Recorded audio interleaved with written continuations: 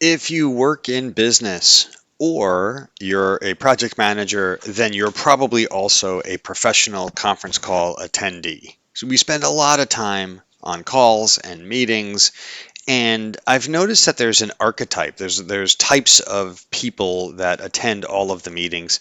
So we're going to have some fun today and go into what they are. So we spend a significant amount of time in meetings, and every meeting is pretty much a wildlife documentary, right? You could see the wild meeting zoo on the right, and there's just fascinating species, some of which are fun to watch. And I think there's again certain archetypes or species in each of the call that I'm on. And so let's observe some of these creatures in the natural habitat, which is the early AM status call. And I would propose there's 10 different types. Let's check them out and see them in their wild habitat. So first is the parrot. This is the person that repeats everything that somebody else says, but just louder and makes it sound like it's their idea. Everybody knows the parrot. Then you've got the phantom. These are the people that you see in the meetings, but they don't say anything. And so it's kind of interesting. They're kind of spectators. So not really sure why the phantoms are there, but they're there in every meeting. Then you've got the peacock, right? They need to show everybody how brilliant they are and how smart they are. And, generally they'll tell you all of their credentials, even when you don't ask. So you know this one. Then you've got the multitasker, and I absolutely at times have been this person where the cameras are on, their eyes are down, they're typing, they're not listening. You can tell.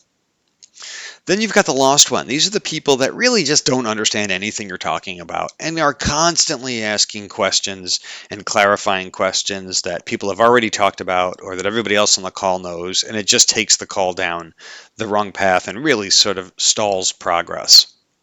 You've got the opinionator. These people have opinions on everything, and they never miss an opportunity to tell you what their opinion is. You've got the lurker. These are interesting. They're people, they're not really on camera. They might be in bed, they might be at Costco. You just don't know. They're lurking, and they kind of look there, but you're not really sure what's happening. You've got the squirrel, and these people just jump between topic and topic and topic.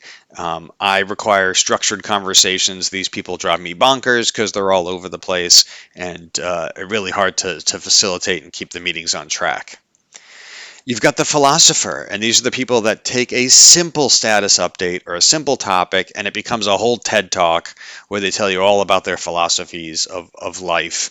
And finally, you have the background band. This is the person that has the mic on, and their dogs are barking, maybe the toilet's flushing, and for some reason they're typing like they're coding the Matrix really loud with those loud keystrokes. And so these are the 10 types of attendees in the wild. Post in the comments some of the other ones that you think I missed. And so how do you survive the meeting zoo? Well, you pack light. You only bring what you need. So, try to take it light and realize that there's different types. You want to bring an agenda, definitely caffeine and some emotional armor to have patience for some of these types, which I definitely do not. Conserve your energy, but know when to roar, right? When does it make sense to sort of rein in people and bring them back to topic, which is also when do you focus? Some meetings I think you need to focus, and some, whether they're broad meetings or topics you're already aware of, especially if you've read the pre-read, I think it's okay to multitask. You just need to be deliberate. You definitely don't want to be the person who forgets to be on mute. Everybody learns that lesson at least once, and hopefully it's not too painful. And then plan a strategic escape. I have often used the I have someone at the door, or I have to jump to another call technique if things are just scrolling out of control. So that's it. Hopefully you've learned something. At the very least, maybe you were entertained. Let me know what you think in the comments, and thanks for watching.